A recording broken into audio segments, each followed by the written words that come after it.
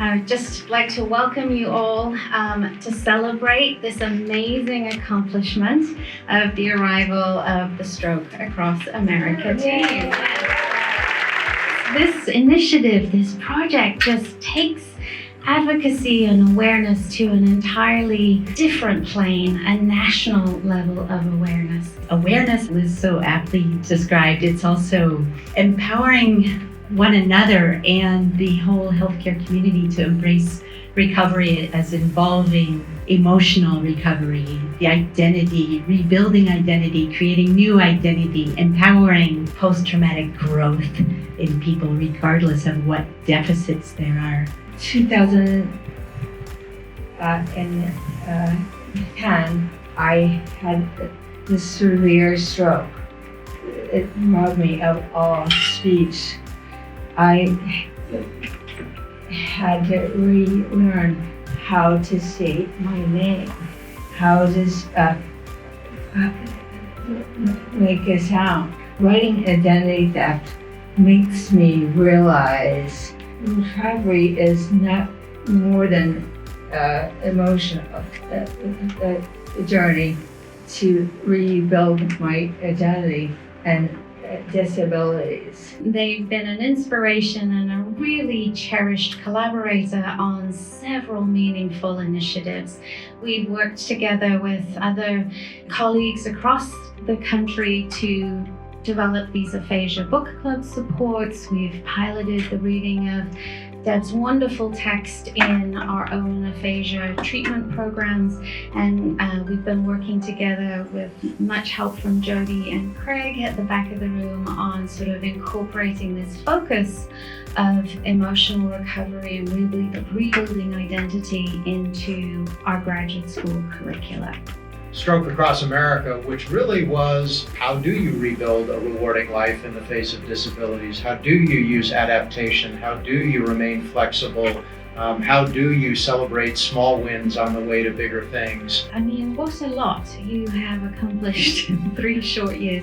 Your work in Stroke Onward has made such an impact on a national scale. You've had collaborations with many universities throughout the country on their training programs. You've had collaborations with the American Stroke Association and also with an organization near and dear to my heart, which is Aphasia Access. And I think we should just spend a moment or two now, though, talking about this latest project. And oh, by the way, I've wanted to ride cross country since I was 22, so how much the better to do it with a purpose. I didn't. Most cycling routes try to avoid the big cities, and we wanted to raise awareness, and that's where the people are. So we took an unusual route that added miles, gave us more city riding than maybe we liked as we approached cities.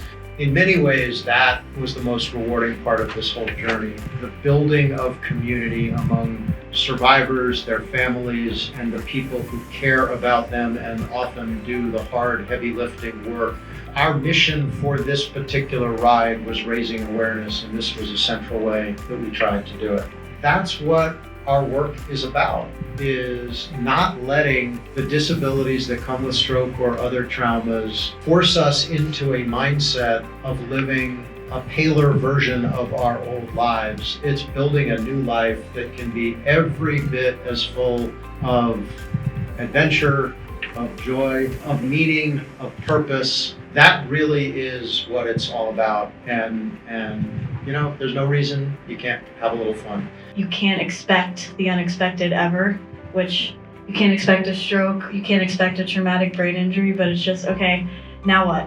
Let's go forward and let's see what we can do. I think the biggest unexpected benefit is this family that we've got here. I believe in this. My identity is how I can be better every day. It's why I said, okay, I have to do this, even though that's camping, even though it's hot. I never thought he would drive again, but now he drives everywhere. I never thought he would ski again, but now he helps others learn to ski.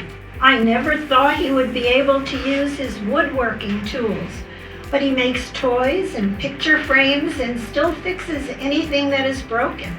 And somehow we all found the aphasia community group. And for that, we are grateful. Together, we advocate for us, cycling across America this time, so we can fight in the storm to win.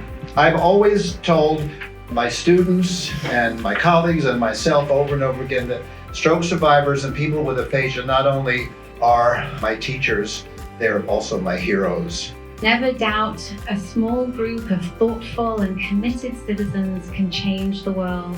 Indeed, it's the only thing that ever has. And this group of allies that we have here, I think, is that community, that village, and we can, again, try and take this gift you've given us and run with it.